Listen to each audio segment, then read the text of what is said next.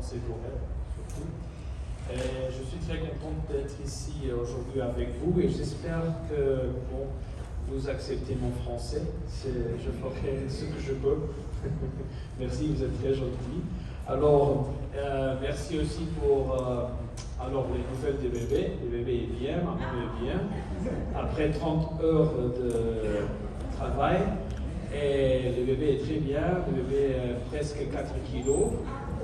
Oui, et 52 cm. Alors,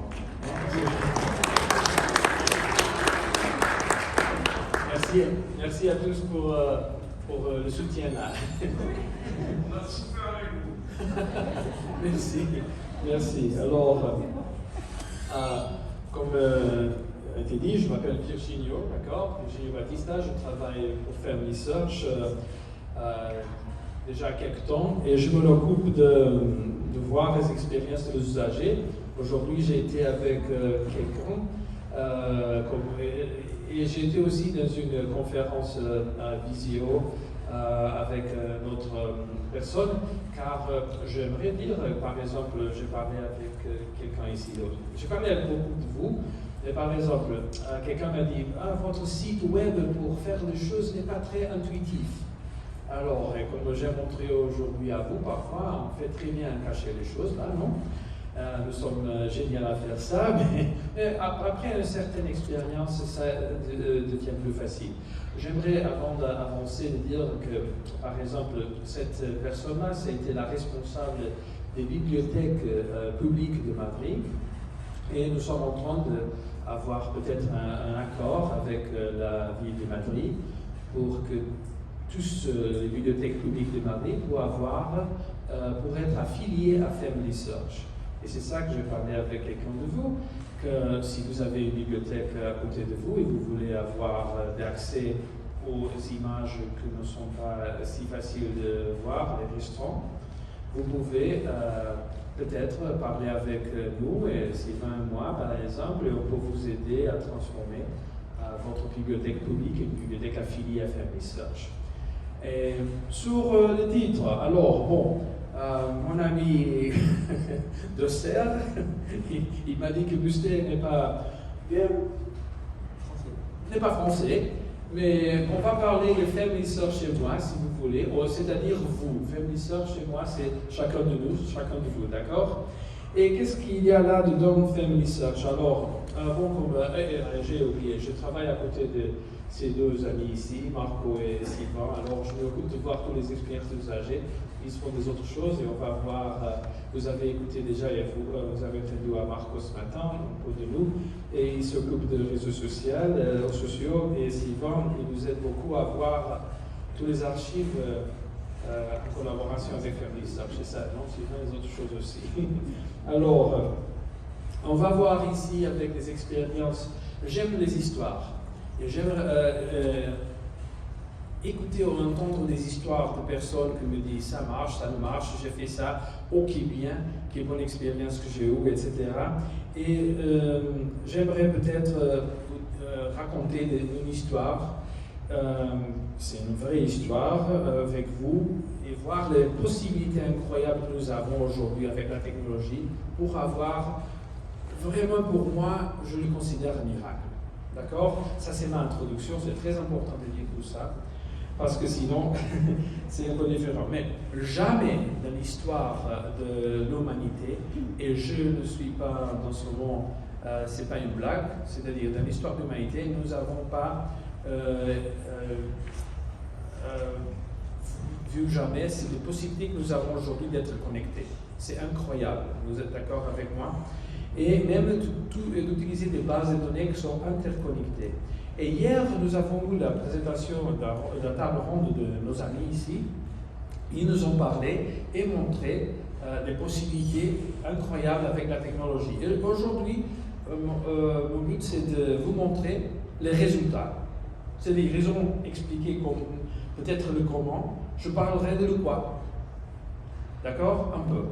Alors, sur ça, on commence. Peut-être vous êtes familiarisé avec le site de Family Search, et peut-être je parle avec un public ici qui a essayé de faire une recherche au 2, au 3, beaucoup, je disais vous. Et vous savez que Family Search, comme Marco a expliqué ce matin, c'est la plus grande organisation généalogique ou d'histoire familiale, comme on préfère de parler, du monde.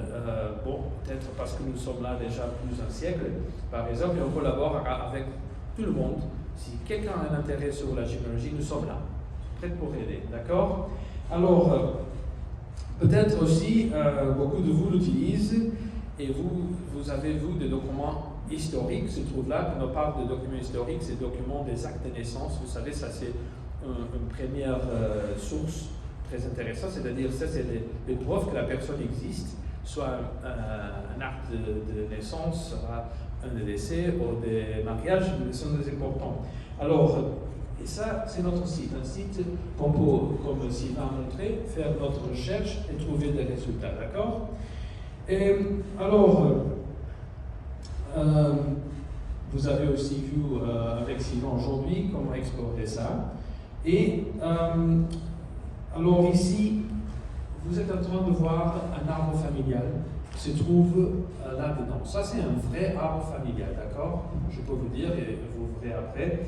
Et peut-être quelqu'un d'entre vous, comme la famille qui était représentée là-bas, vous avez déjà mis votre arbre familial dans le Family Search. Et des choses... oui? Oui. Vous parlez du site de Family Search? Oui. Ça se trouve en français, le site. Oui. Se trouve en français et en chinois. Il y a quelqu'un ici qui peut me comprendre le petit blague parce qu'on avait parlé de ça aujourd'hui. C'est pour ça que je le fais. mais j'aime rire un peu, et c'est oui, chinois aussi, si vous voulez, mais en français. Il y a une petite expérience vraie que nos amis ont vu, que peut-être avec la création de comptes, etc., mais c'est en français, oui, mes amis. N'hésitez pas à essayer à voir. Alors, l'arbre familial qui était là, c'est une famille réelle. Cette famille a fait la première chose que tout le monde doit faire, c'est-à-dire introduire toutes les données, toutes les choses qu'on sait de notre famille directe. C'est-à-dire, on commence par qui? Par moi-même. Et après, j'ajoute maman, peut-être mes frères, sœurs, etc., grand-mère, grand-père. La famille a fait ça. Et ils arrivent au point, vous pouvez voir qu'il y a un monsieur, Félix, avec une icône bleue, d'accord? C'est très important de le regarder, vous pouvez le voir là. Et ça, cette famille, c'est que le grand-père, c'est le grand-père paternel de la dame qui a fait ça, d'accord? C'est très important de dire que c'est une dame qui a fait ça. Et comme c'est Félix, dans la famille, il a eu une vie un peu difficile, d'accord? Il a été pris par une famille qui n'était pas sa famille. Il a grandi avec eux. Et au fond de la journée, quand tout est dit et fait, la famille ne sait pas si Félix a le nom familial, le nom de la famille qui a été adoptive ou l'autre famille originelle, etc. Et vous savez, c'est un moment de la vie un peu différent, d'accord? C'est le début du siècle 20, alors les choses ne sont pas comme aujourd'hui, hein, sont un peu différentes. Mais la famille a non, c'est-à-dire il y a quelques années, ils ont, mais Félix Rios, c'est son nom ou non? C'est lui ou non? Qu'est-ce qu'on peut faire? Et ils ont fait des choses intéressantes, c'est-à-dire ils ont le document officiel, vous voulez voir ici. Ça, c'est une carte d'identité officielle de l'Espagne, de méthode de Félix, de 1970, d'accord, si je ne me trompe pas. Si une personne a une carte d'identité, et si une personne va derrière et voir la carte d'identité, on peut voir que la carte d'identité a un lieu de naissance, a des dates et des autres références. Et on peut penser que ça, c'est aussi un document historique, non? Un vrai document. Alors, mais comme les choses ne sont pas comme toujours il semble, d'accord, la famille, ok, on va aussi avoir, on va demander l'acte de naissance de Félix. Alors, ils ont écrit l'archive locale. À l'Espagne, parfois c'est facile de faire ça, vous pouvez écrire, vous pouvez demander. C'est important de dire écrire. écrire avec un stylo. C'est pas écrire avec l'ordi, d'accord? C'est avec le stylo, écrire et demander par écrit, je veux les... Bon, c'est vrai que la dame a écrit archives locales pour demander les actes de 4 grands-parents, d'accord?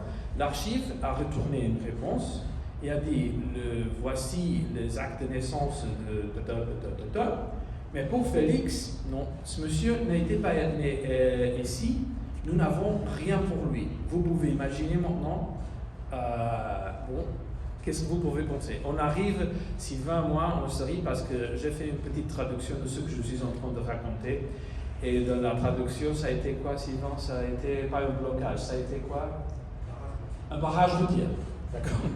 La famille ne peut pas avancer, ne peut pas voir qui est en derrière de Félix et comment continuer cette partie du arbre.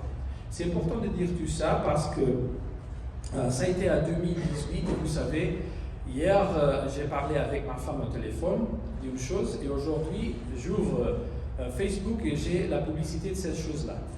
Et c'est important de dire ça car la famille a écrit avec un stylo à main et a fait tout ça. C'est-à-dire Facebook et Family Search, l'algorithme, ils n'en sont pas au courant de tout ça que la famille a, je crois. Hein.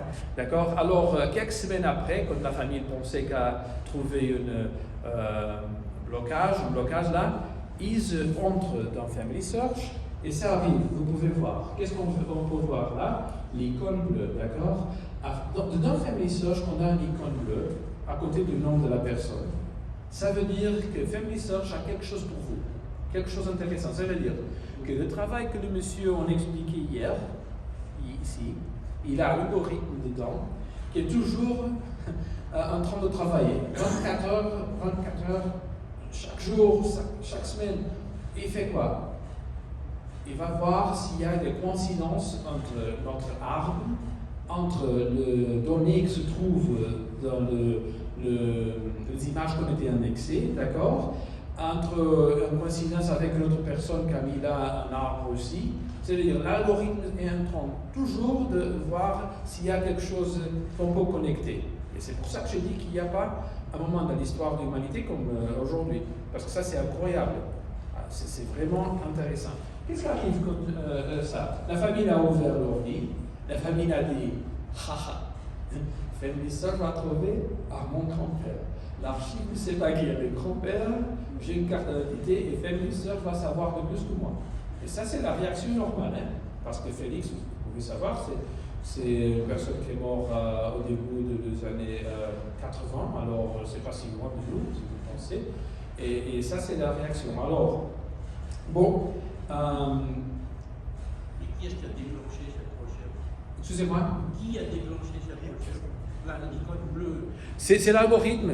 L'algorithme dedans, c'est une instruction logicielle que le monsieur qui a été ici hier, par exemple, c'est des ingénieurs qui préparent des instructions mathématiques pour dire il faut faire si ça et ça, ici sont égales, ou il y a une coïncidence, il y a un résultat.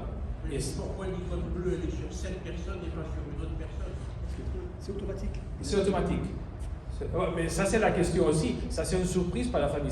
Je peux vous dire, je sais l'histoire. 4 semaines après qu'ils ont reçu le résultat négatif de l'archive, ils ont ouvert l'ordi et ça arrive là. C'est une coïncidence, si vous voulez.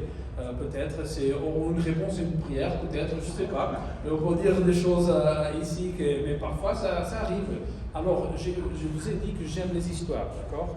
Et j'ai écouté beaucoup des histoires ici. Et je vous raconterai de plus, c'est pas seulement celle-ci. Alors, pour cette autre, on peut voir là que quand vous avez l'algorithme, le résultat de l'algorithme et l'icône bleue, vous cliquez sur l'icône bleue, d'accord? Et ça s'ouvre là. Et vous pouvez aller et voir le sommaire, on dit, non? De choses que l'algorithme a trouvé pour nous. Et on peut voir maintenant que la personne, c'est Félix Rios Mayoral. Et là-bas, c'est Teodoro Félix Rios. Bon, ils ont pensé, peut-être que c'est un frère. Et si c'est un frère, c'est bien aussi, non? Parce que si on a un frère, on peut aussi voir les parents peut-être sont les mêmes, non? D'accord. Vous pouvez voir que c'est pas la même ville, c'est une petite ville de mines à côté. Et l'église qui a été là est complètement fermée. Mais je peux aussi raconter que Family Search a microfilmé, ça a été dans le passé, avant la numérisation, a microfilmé la petite église, le petit fichier qui se trouve là, le diocèse de la Mancha, de Ciudad Real. Et après, Family Search a numérisé le microfilm. Après d'être numérisé, le microfilm en était lu par la machine. D'accord? Un index automatiquement créé a été le résultat aussi de ça. Et l'algorithme a ajouté cette possibilité parce que, vous savez, Teodoro Félix, souvent les personnes ont plusieurs prénoms, d'accord? Par exemple, je ne vais pas raconter, mais dans l'histoire de nos autres grands-parents de cette dame ici, on a trouvé aussi des histoires qu'on avait demandé l'acte de naissance d'une grand-mère. La grand-mère Amanda n'était pas toujours Amanda dans sa vie, officiellement par exemple, il y a des autres noms. Mais enfin, c'est notre histoire, d'accord? Comme j'ai dit, j'aime les histoires. Alors, ici, ils commencent à voir, la date, c'est pas la même, parce qu'ici, non, c'est, 1899, ça là, l'autre, bon, c'est tout, on va voir. Ok, qu'est-ce qui arrive? La chose que le monsieur a dit hier, c'est que vous avez un résultat d'une indexation par la machine, mais vous pouvez toujours voir quoi? Vous pouvez toujours voir le sommaire, vous pouvez toujours faire la comparaison, et vous pouvez aussi aller à l'original. L'original, c'est l'image.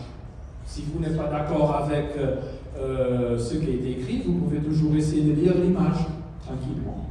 Et vous pouvez juger vous-même. D'accord? Qu'est-ce que la famille a trouvé? Je peux vous dire. La famille a trouvé que, que Félix, Teodoro Félix, c'est la même personne que Félix. Teodoro, c'est le premier prénom, par exemple, que le prêtre peut-être a ajouté. Et Félix, c'est une variation, c'est-à-dire c'est presque comme Félix. Et Félix, c'est le moderne. L'autre, c'est le latin. Et les dates, bon, oui, Félix n'était pas sûr.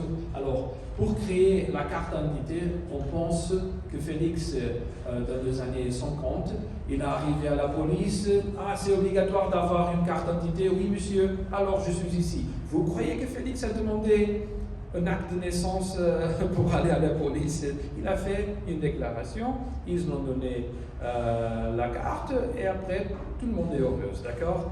Mais, et Félix n'était même sûr aussi qui est son parent. Il se souvient, il se rappelle quelque chose, et il a perdu. Il a été en contact, on sait, avec une sœur qu'il y a, mais la famille ne connaît pas où la sœur se trouve. Alors c'est ça. Bon, enfin, maintenant, aujourd'hui, vous vous souvenez, vous pouvez voir là, au centre, le nom de la dame, d'accord? Et avant, ce côté de l'arbre de Félix a été coupé, bloqué. Et maintenant, après avoir le résultat qu'on avait vu, d'accord, la famille a pu trouver des autres données sur les grands-pères de Félix, les arrière-grands-pères, etc., etc., etc. Et maintenant, une chose qui apparemment a été bloquée, maintenant, c'est le miracle de la technologie, là, devant de vous, pour vous offrir ça. Et c'est vraiment incroyable. Je veux être sûr que je raconte tout, d'accord? Pensez, une intelligence artificielle qui va lire tout.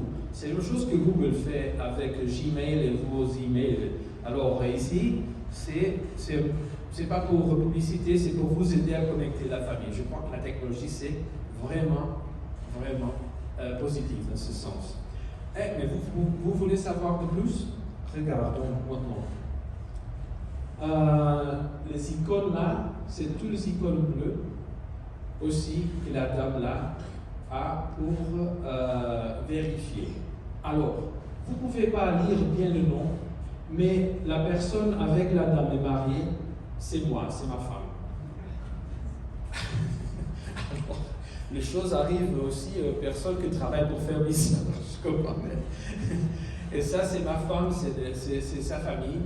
Et je peux vous dire que nous avons eu des dîners et des repas ensemble à parler de Félix et tout ça, même avec les petits-enfants de Félix et les autres qui sont en train d'arriver comme aujourd'hui, pour savoir qui est Félix et sa famille. La chose jolie, c'est que le fils de Félix, c'est mon beau-père, non?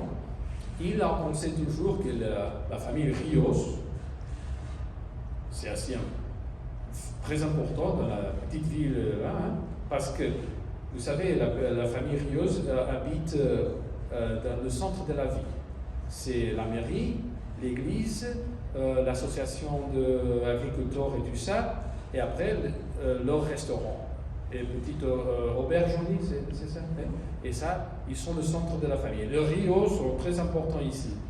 Malheureusement, Placido, mon beau-père, il est mort avant tout ça. Et avant bon, il n'a jamais connu, par exemple, c'est déjà 30 ans, il n'a déjà jamais connu mon fils, par exemple, son premier petit-fils. Merci. Et pour moi, c'est un peu une émotion. Et j'aimerais raconter à Placido, tu te trompes, les Rios ne sont pas d'ici, pour le dire, parce qu'il est si fier de les Rios et le village, etc. Il est toujours membre de l'association d'agriculteurs, des hommes importants de la vie, enfin, toutes ces choses que vous savez, non? Et ils font partie de l'histoire de notre famille. Alors, mais bon, les Rios, ils viennent de notre ville, ils ont notre histoire, et ils seraient contents de savoir qu'ils sont aussi des prêtres et des autres choses importantes, mais il n'est pas là pour le raconter, pour le savoir. Bon, peut-être dans ce moment il le sait, mais c'est très intéressant de raconter tout ça à vous, parce que ça c'est le petit miracle de la technologie, de vivre aujourd'hui, d'avoir accès à ces genres des outils pour le faire. Et j'aimerais dire une chose. Oui, ça c'est le cas de l'Espagne, mais c'est aussi pour vous. Mais c'est aussi pour Portugal. Ça là, c'est pas l'arbre de ma femme, c'est de moi. Et vous pouvez voir que la petite fille qui a été déjà née aujourd'hui est là. J'ai été là cet après-midi avec un jour pour vous montrer que j'ai fait une petite addition à notre arbre familial. Et même, je viens du Portugal, ma famille est née au Portugal. Et bon, mes noms de famille ne sont pas tous bien. J'ai des histoires à raconter sur ça aussi, mais pour une autre chose, peut-être. Mais ça marche aussi de Portugal, c'est-à-dire où nous avons beaucoup de coïncidences. Et vous pouvez penser, Virginie, tu parles de Portugal, tu parles aussi de l'Espagne. Moi, je me trouve ici, alors en la France. Mes amis, vous savez, nous sommes tous connectés. J'ai déjà été avec des personnes qui sont de la France, ils m'ont demandé j'aimerais savoir si Family Search a une collection des images pour Orense, Galice c'est le nord de l'Espagne, ou pour Palencia, pas Valencia, c'est Palencia, c'est le nord, car mon mari vient de là. Une autre personne, est-ce que vous avez des autres, c'est-à-dire, nous sommes tous connectés. Peut-être, moi j'ai des familles à la Belgique, à la France, j'ai connecté avec, j'ai trouvé cette famille-là, la mienne, j'ai trouvé une tante qui a parti quand elle était très jeune à la France et on ne sait jamais où elle se trouvait. Je l'ai trouvée. Et j'ai raconté ça à mon oncle maternel et il était waouh, j'ai jamais écouté d'elle. Mais non, je me souviens qu'il y a que. Alors ça existe et les personnes se trouvent là. Et j'ai trouvé ça parce elle a été affiliée à la sécurité sociale ici à la France et l'algorithme a trouvé ce document et m'a donné ça pour le regarder. Alors c'est incroyable, hein? Ça c'est incroyable. Je peux suivre tout ça et voir, waouh, ça c'est vraiment incroyable. Et vous pouvez avoir ces histoires. Mais enfin, c'est vrai, vous vous trouvez ici à la France, mais si vous pouvez aller sur familysearch.org, vous pouvez initier votre arbre familial, vous pouvez laisser là les données et vous pouvez par exemple, même si pour l'instant Family Search n'a pas fait encore l'indexation automatique par la machine sur les livres et les actes en français encore, parce que nous avons commencé dans Family Search avec l'espagnol, le portugais et aussi l'anglais, mais on va arriver peut-être au chinois. Et je blague pas parce qu'avec la technologie, c'est pas impossible. C'est vraiment comme le monsieur qui a été ici, il a dit, l'algorithme tout lui donne des choses à apprendre. C'est vrai qu'il faut apprendre ce que nous avons appris hier des millions de fois, mais ce sont des millions de fois automatiques. Et chacun de nous, peut-être vous n'imaginez pas, mais chacun de nous, on aide en ligne sans savoir un algorithme à apprendre. Quand nous sommes en train d'entrer dans un site et ils nous demandent combien de feux verts vous pouvez regarder dans cette image pour être sûr que c'est une personne, ça c'est un algorithme que va apprendre en même temps que vous sélectionnez les feux verts, les feux rouges, etc. Et croyez-moi, ça a des façons de faire à la machine apprendre. Qui peuvent croire qu'avec cette sélection, on va faire des choses, c'est vrai. Alors,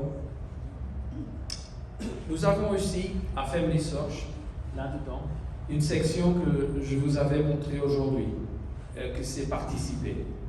Et il y a aussi une application portable qui s'appelle parfois, on avait laissé ça en anglais, qui s'appelle Get Involved, on dit ça, c'est participer en français.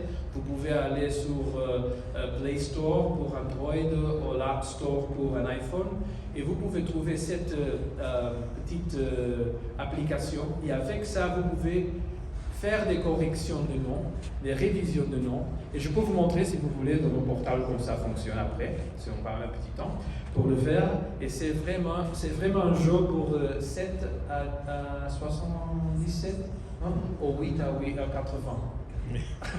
D'accord, Sylvain m'a corrigé. On joue toujours ensemble. Alors là, même dans Family Search, vous pouvez aller sur Participer, choisir les visions de nom si vous avez un intérêt à l'Espagne, à l'Argentine, à Portugal, Brésil, etc. Vous trouvez des collections et c'est de 10 noms pour dire à la machine oui, non, je ne suis pas sûr, oui, non, je ne suis pas sûr. C'est pas difficile, non? C'est seulement. Ah, quelqu'un m'a demandé hier, une personne de la France, j'ai lu Miguel. Est-ce qu'il faut écrire Miguel comme ça, ou même s'il y a Miguel? On peut le faire, je peux vous dire, ça c'est pas important. Vous pouvez faire les deux choses, comme se trouve là dans l'acte, ou comme vous pensez que ça serait, parce que l'algorithme va accepter les deux, et finalement, l'algorithme va vous montrer quoi? L'image originelle pour vous, pour juger vous-même si ça c'est bien ou non. Alors, on ne va pas faire des guerres sur être exact. C'est pour être le plus proche, parce que l'objectif c'est de vous donner une possibilité de chercher et de confirmer, d'accord? Et nous avons des autres outils quand même, et je veux jouer ici avec mon ami Nosser, car je veux... Est-ce que je peux te demander de raconter ta expérience, ta petite expérience? Merci. C'est les autres outils que nous avons. Hein?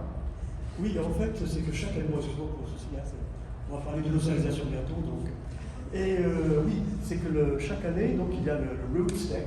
Et pendant la période du root stack, il y a une fonction de chercher un cousin. Donc moi, j'étais en ligne, Donc j'étais en ligne, et puis bon, quel cousin je peux trouver aux États-Unis? C'est impossible, parce que j'ai vraiment en Kenya, je suis en Belgique et tout. Et puis, bon, j'appuie à tout hasard. Et tout à coup, qu'est-ce que je vois? Mon arbre qui monte et qui redescend. Et en fait, la famille de Franklin Roosevelt a l'honneur d'être alliée à moi. Et par les choses les plus incongrues, parce qu'en fait, moi je l'avais déposé que mon ascendance. Je n'ai pas mis les collatéraux, puisque si je trouve les cousins, c'est par l'ascendance, ça suit largement. Il y a une dizaine d'années. Donc en une dizaine d'années, les algorithmes ont réussi à me rajouter 5 générations. en Belgique. Moi, je m'étais arrêté parce qu'il fallait aller en Belgique et tout. Ils m'ont rajouté 5 générations. Après, bien sûr, on fait le lien avec Franklin Roosevelt. Et on peut vérifier. C'est-à-dire, donc, on vous donne non seulement les nouveaux couples qui sont là, on peut vérifier sur l'image, comme monsieur a dit, et on peut confirmer. Et en fait, en vérifiant, tout était juste. On m'a rajouté ça. Et en plus, sur une branche que j'avais entièrement délaissée, puisque c'était la branche du géniteur de mon grand-père. Moi, je me suis dit, ce qui est intéressant en généalogie, c'est pas le géniteur, mais le père adoptif. Donc j'ai dit, bon, je monte un petit peu, je m'ennuie là-bas, c'est pas chez moi. Et c'est sur cette branche-là qui m'a un peu réconcilié, un petit peu, avec un peu l'aspect génétique des choses. Voilà. Donc c'est presque une farce qu'on a fait, parce que j'ai tellement développé le fait qu'il fallait s'intéresser surtout au père et non pas au géniteur, mais finalement, le géniteur m'a apporté Franklin Roosevelt. Donc moi, ce que je conseille, parce que cette fonction ne marche malheureusement que le temps de RootSec. Cette fonction de... Ou ici entre nous. Oui, aussi entre nous. Si vous avez une application. Voilà. C'est vrai, il faut mettre au moins votre ascendance, et vous attendez. Et en plus, en dehors de ceci, c'est que je viens de le vérifier tout à l'heure, j'ouvre Family Search, il me propose des noms, soit dans les collatéraux, soit même dans l'ascendance. Et jusqu'à maintenant, aujourd'hui, j'ai rajouté 3 personnes, et en collatéral, et en ascendance, à mon arbre généalogique. Merci Pierre. Merci. Et ça, je peux vous dire, j'ai demandé à Pierre seulement de partager cette histoire avant, mais ça n'était pas préparé. Non. Il m'a raconté ça quand ça y est. Alors, je n'ai pas payé Pierre pour faire ça. mais vous pouvez voir, peut-être, alors je suis ici avec des histoires très positives, mais c'est vrai que ça arrive aussi. Pardon, je vous coupe, mais vous avez dit tout à l'heure que vous avez commencé par la langue portugaise et espagnole. Oui. Eh ben, pourquoi pas, il faut bien commencer par quelque chose, mais pourquoi ce choix? Pourquoi pas le français? C'est une bonne question. Ou autre chose? Enfin, Ok, parce que Fermisseur, j'avoue que les usagers, bon, peut-être, il y a des... Je ne suis pas sûr, je ne veux pas inventer, d'accord? Alors, ma réponse n'est pas la réponse officielle de Fermisseur. Si vous pouvez séparer par l'instant ma présence ici, je peux vous dire qu'il y a beaucoup de personnes, tout le monde qui utilise Family Search, même en espagnol et en portugais. Il y a aussi des collections très importantes, par exemple Portugal, le gouvernement Portugal a toujours travaillé avec Family Search. Family Search a microfilmé et numérisé aussi je peux rester à ma maison et je peux, mais c'est vrai, c'est ça. La chose c'est que maintenant aujourd'hui, de ma maison, je peux voir les collections des images à Portugal, dans l'archive nationale de Portugal, de toutes les paroisses, tous les paroisses de Portugal, dès le siècle XVI. C'est incroyable. Et Family Search a fait tout ce travail avec l'Archive nationale, et l'Archive nationale l'a mis en ligne pour tout le monde. Et ça, c'est incroyable. Alors, c'est-à-dire, nous avons cette collection, c'est facile d'entrer avec cette collection et faire un exercice pour essayer comme ça marche. Parce que nous avons beaucoup de documents. Je pense que c'est comme ça, d'accord? Et possiblement d'usagers aussi. Ensuite, sur l'Amérique du Sud, l'espagnol et le Portugal. Je veux dire, en Amérique du Sud, l'espagnol et le Portugal, c'est très répandu. Après, on dit l'anglais et l'anglais, certains, oui, mais je veux dire, il y a de nombreux pays qui utilisent ces deux langues. Et donc, c'est sûr que vous êtes stationné aux États-Unis, il est important pour vous de travailler sur l'Amérique du Sud, donc par ces deux langues aussi. Je peux ajouter. Alors, Family Search s'appelle Family Search International. Nous sommes, oui, c'est vrai que comment on dit, headquarters, le siège se trouve aux États-Unis, mais les usagers, je peux vous dire, se trouvent aussi beaucoup, peut-être la moitié dehors des États-Unis. Alors, il y a intérêt, surtout on travaille pour l'humanité. Et le moment pour les archives en français va arriver, et vous avez aussi des collections. Mais l'algorithme travaille aujourd'hui. Si vous avez. Il faut expliquer ici une chose. La recherche, vous pouvez le faire dans Family Search par arbre familial. C'est-à-dire l'algorithme va vraiment faire des comparisons entre tous les arbres familiaux, c'est-à-dire entre tout que vous avez introduit. L'algorithme va chercher dans les images qui sont disponibles. L'algorithme va chercher dans tout ce qui se trouve là. N'hésitez pas, c'est-à-dire, c'est pas seulement ce qui a été indexé, c'est le monde là-dedans que nous avons. Et c'est vraiment un monde. C'est si grand que c'est difficile, même pour nous, pour l'organiser. Je peux vous dire. Je finis un moment et après, si vous avez la question, c'est pour être sûr que je laisse une chose derrière. Et ça que vous trouvez là connecte avec l'idée que nous avons à Family Search. J'espère que j'ai traduit ça bien. Sylvain, il est mon traducteur. Superviseur, si vous voulez des mots français. je vais donner le titre à ce moment. Ici, à Family Search, nous créons, et je dis vraiment, nous faisons ça, nous créons des expériences inspirantes qui apportent de la joie à tous avec le vent. Je crois que Pierre, tu as eu de joie quand tu as vu ça. J'ai explosé. Et moi aussi, quand j'ai vu le résultat, et ma femme aussi, non, c'est pas vrai. C'est des joies, c'est une joie. Vous pouvez l'appeler comme vous voulez, mais en général, c'est une joie. Et pour connecter leur famille à tout le monde, la passé, présent et futur. Comme vous avez vu, j'ai déjà connecté le futur de ma famille aujourd'hui. Alors la petite, elle ne peut pas dire qu'elle n'est pas là, que son grand-père n'a pas fait quelque chose. Et vous savez, j'ai déjà aussi les données de la famille de ma belle-fille. Je travaille avec ses parents, ils me racontent des histoires aussi, des choses, et je recollecte ça aussi, d'accord? J'ai dit, c'est famille Search, c'est quoi? Et moi. C'est-à-dire à chacun de nous. Et j'ai essayé de faire ça. On vous invite, non, Sylvain, Marco, on vous invite aujourd'hui à l'utiliser, si vous voulez. Peut-être au début pour être un peu difficile, c'est un peu différent, mais ça fonctionne, c'est notre invitation. Et un jour, peut-être, vous serez, comme nous étions, positivement surpris par un résultat ou un autre. J'espère, c'est possible. Si ça arrive à moi, il arrive à quelqu'un. Et c'est ça. Merci beaucoup pour votre patience, pour m'entendre et pour nous entendre ici. Si vous avez des questions, il y a un monsieur là.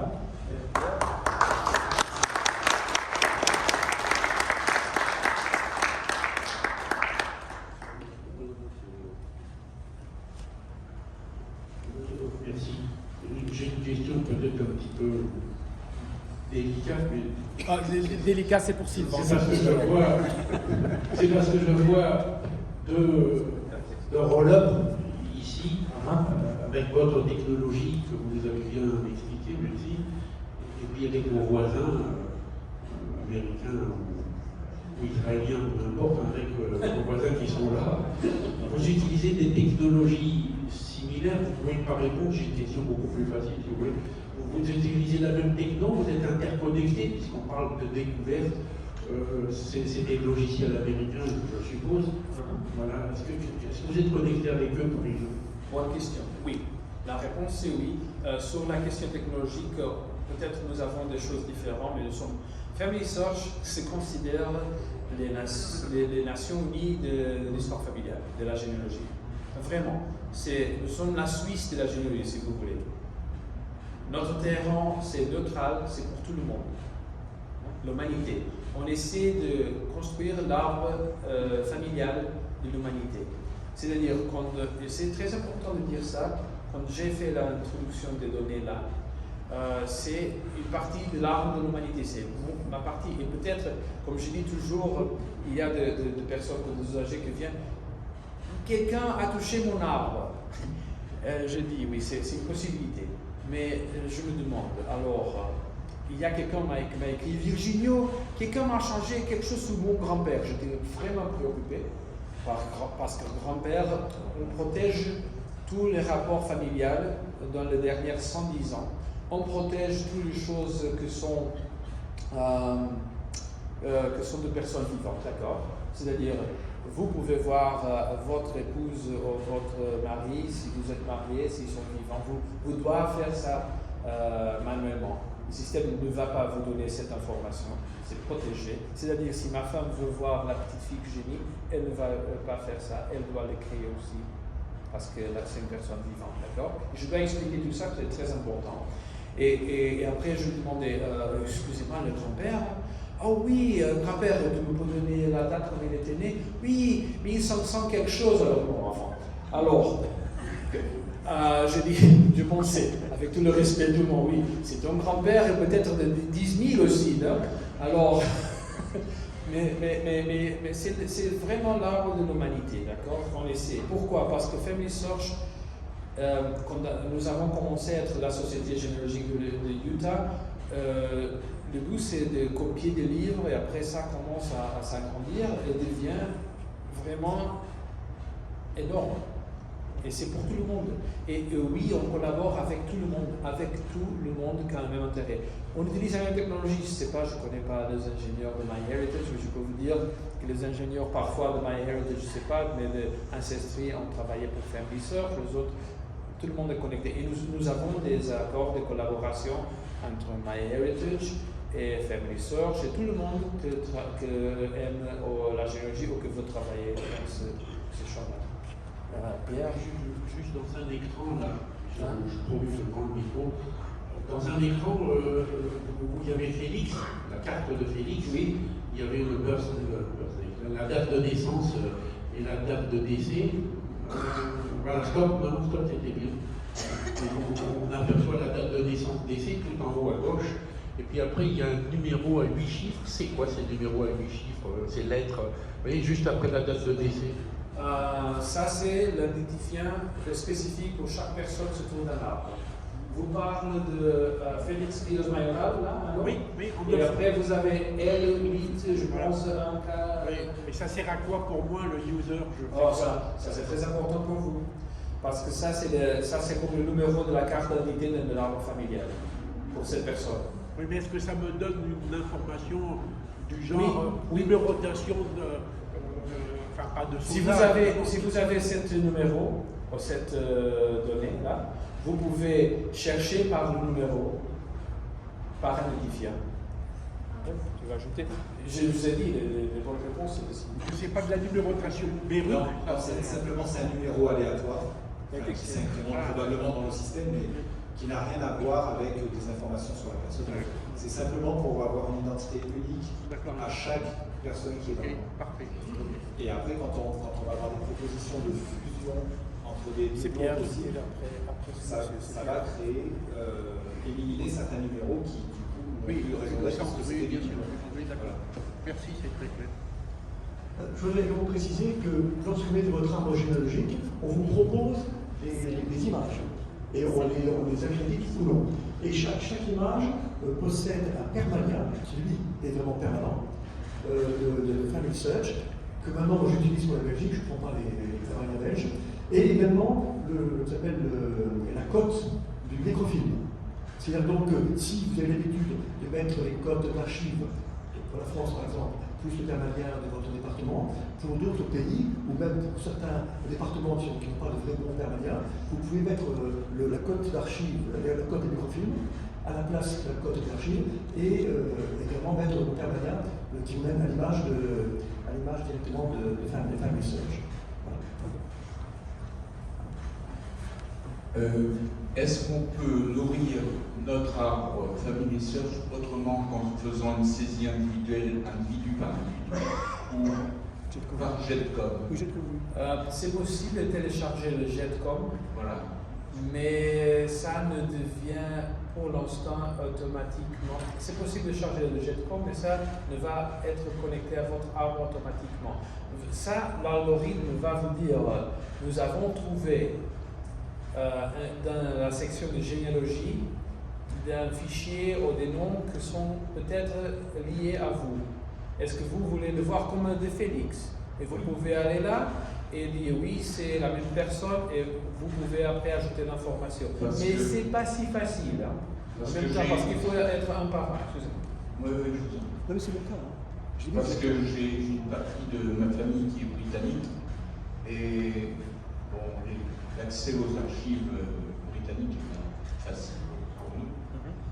Et je trouve que si déjà je pouvais rentrer ce que j'ai sans faire individu par individu, ça faisait très bien. Non, en fait, quand j'ai rentré Congé.com, mais comme il y a 10 ans, les algorithmes ont eu le temps de travailler, de proposer des choses. On propose en effet, comme dit Virgilio, on propose telle image. Est-ce que vous pensez que c'est l'acte de naissance de tel ancêtre?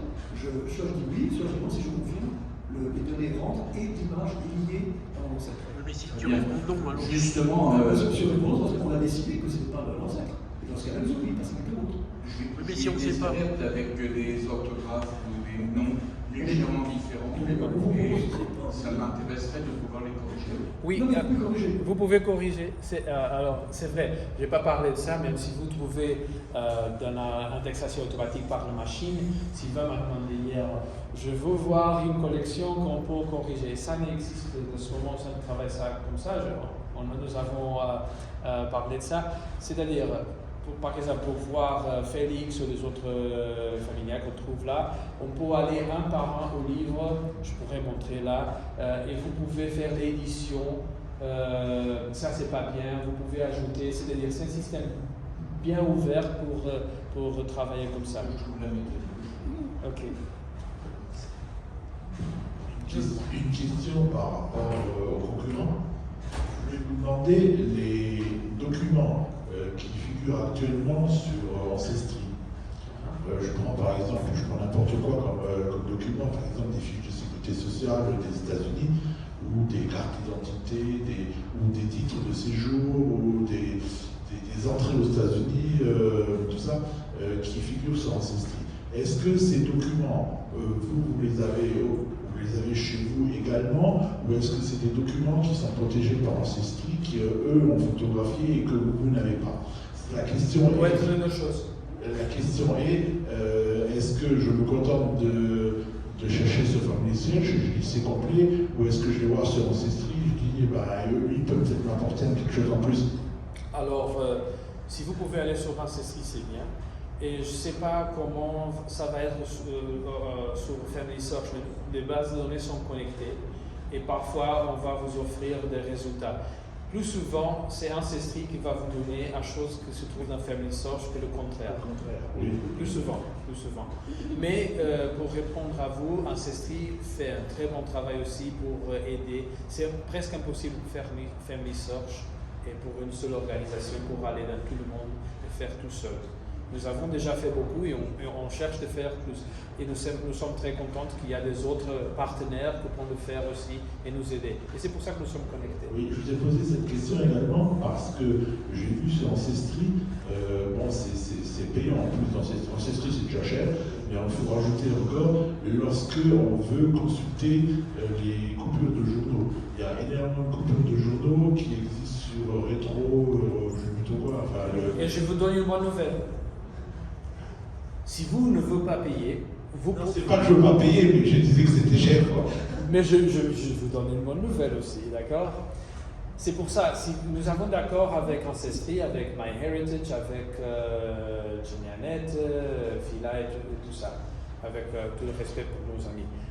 Vous pouvez aller dans un centre Family Search, ok?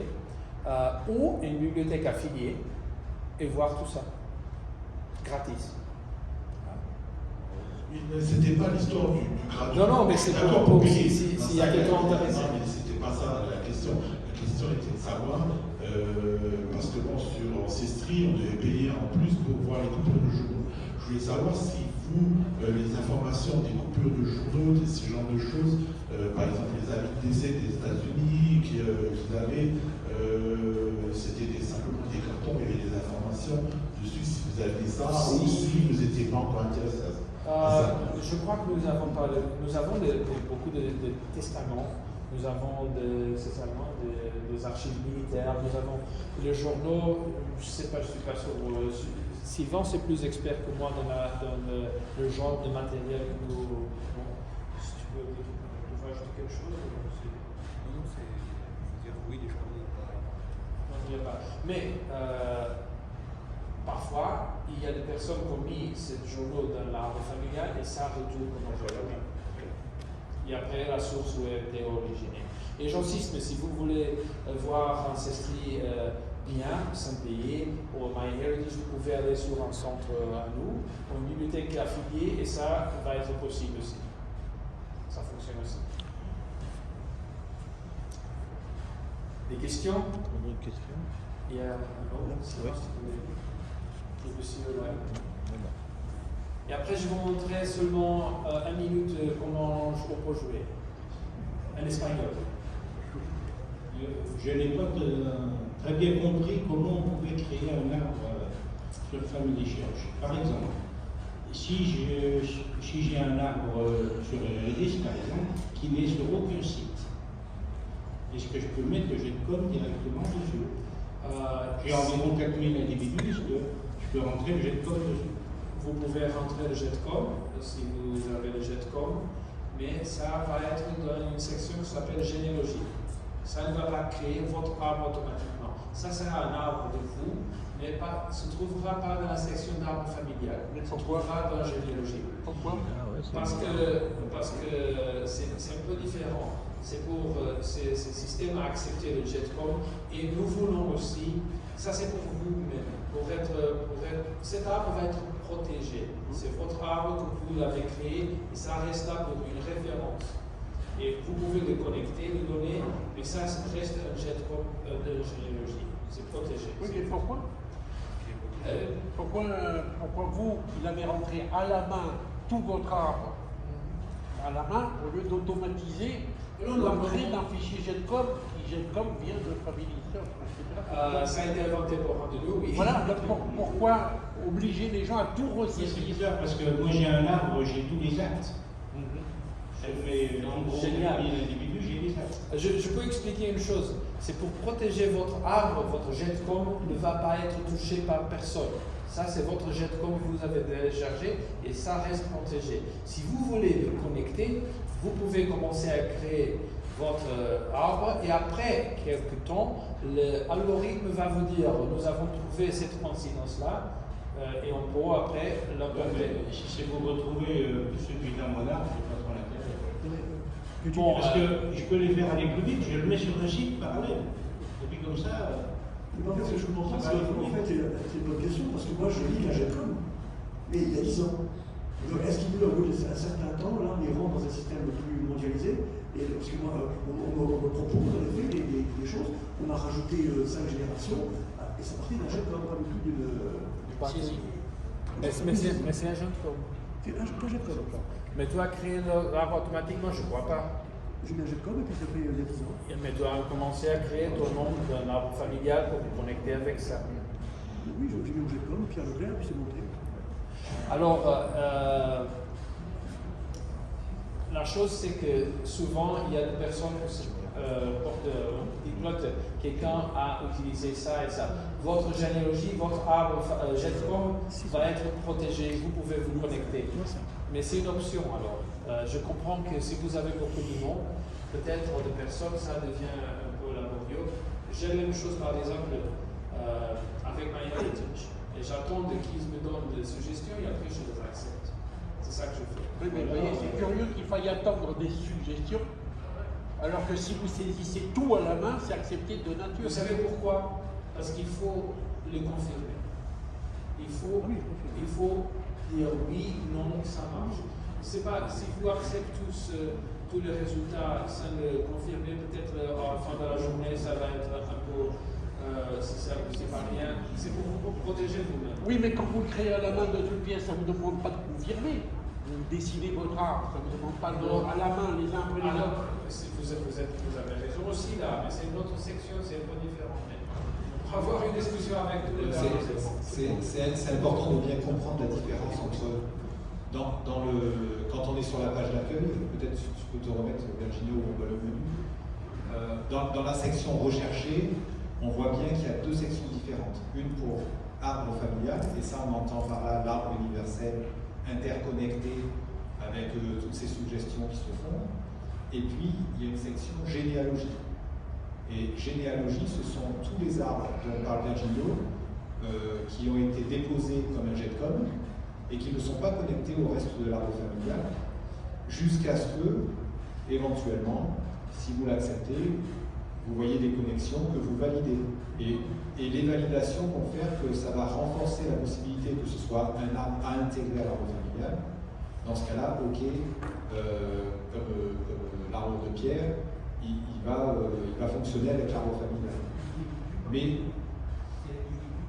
au début, c'est individu par individu parce qu'il faut faire une validation pour montrer que oui, les occurrences sont les bonnes.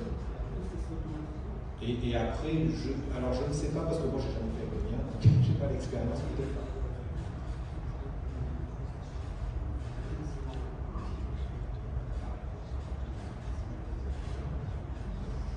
Je voulais juste faire un exemple, parce qu'ici, on parle tous des généalogies sérieusement, mais, et ça, je vous explique pourquoi le passage peut-être n'est pas direct. Je ne sais pas si vous connaissez, il y a une série à la télé qui s'appelle Game of Thrones. Alors, il a beaucoup de succès et il fait partie de l'histoire, la généalogie de cette famille, qui est une famille inventée, ça n'existe pas, c'est juste dans le film. Mais quelqu'un a créé des arbres généalogiques de cette famille qui s'appelle, je crois, Targaryen, quelque chose comme ça. Et l'ont mis sur Family Search. Et on le trouve dans la section généalogie. Alors, si les pagetages étaient automatiques, nous on aurait dans l'arbre universel la famille Targaryen, tandis qu'il n'existe pas. Donc, ces passages qui vont demander à vous de confirmer, ça nous aide à être certains qu'on ne va pas ajouter quelqu'un qui n'existe pas. C'est vrai que si vous vous amusez à chercher des personnages bizarres sur Family Search, ça se peut que vous les trouvez. Mais l'algorithme essaie de les effacer à fur et à mesure qu'il arrive à les trouver. Mais c'est donc une question de protection. J'ai entendu dire... Ah, oui. Si quelqu'un fait volontairement un acte de question de la localité, il peut le faire. Est-ce qu'il empêche de valider? Alors, oui, mais ça dépend de quel type de dates on met qui sont faux. Monsieur a raison, ça peut arriver. Alors même j'explique à tout le monde, souvent, quand on commence à créer notre arbre, c'est très important d'ajouter les sources. Comme vous avez vu, quand j'ai parlé de Félix, le système va ajouter une source automatiquement. Et ça va valider l'existence de Félix. Mais souvent, ils me disent non, mais je connais mes parents, je connais mes grands-parents, je sais tout ça sur eux. Oui, mais même de cette façon, il faut ajouter l'acte de naissance qui va donner l'assurance qu'on parle de la personne a existé. Historiquement, dans l'histoire, c'est une source de premièrement, d'accord? Alors, c'est une source qui n'est pas racontée, parce que si je fais la déclaration moi-même, c'est pas une source. Oui, je connais la personne, mais c'est une deuxième. Non, c'est pas la première. La première, c'est le document originel. Et ça, c'est très important. Alors, ça arrive, monsieur, ça arrive. Nous avons des cas qui peut-être ne sont pas bien, et c'est pour ça que je dis à tout le monde, personnellement, et Family Search, il faut ajouter les sources pour être sûr qu'on parle de la personne. Ok? Alors, le temps est presque fini, Sylvain doit le faire, et je suis déjà dehors de mon temps. Et j'ai promis de vous montrer comment jouer avec l'application Participer au Get Involved en anglais. C'est la bleue là-bas. Vous pouvez voir l'icône bleue. Et ici, je l'ouvre et je peux ouvrir une session là. Et comme ça, j'espère que le système va se rappeler de moi. Sinon, j'ai un problème ici. Parce que je vais prendre beaucoup de temps. Alors, non, s'il vous plaît. Si vous pouvez venir parce qu'avec un... Ça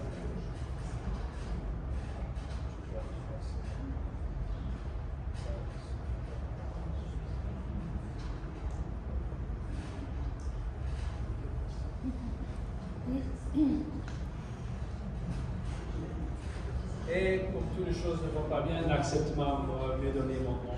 Aucun de raison. Je vais voir.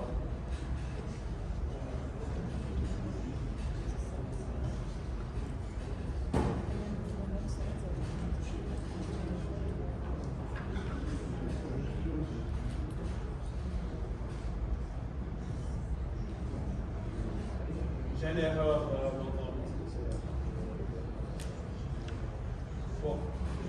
montrer si ça marche, notre mouvement, sinon individuellement, vous pouvez venir là. Bien, il y a quelqu'un.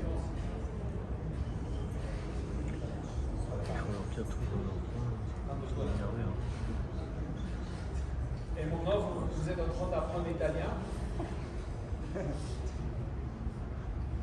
Alors, ça ne marche pas, Marco.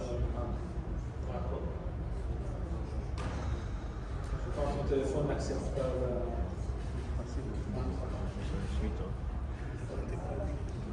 Alors, par exemple, on commence par l'Argentine, ça c'est bien.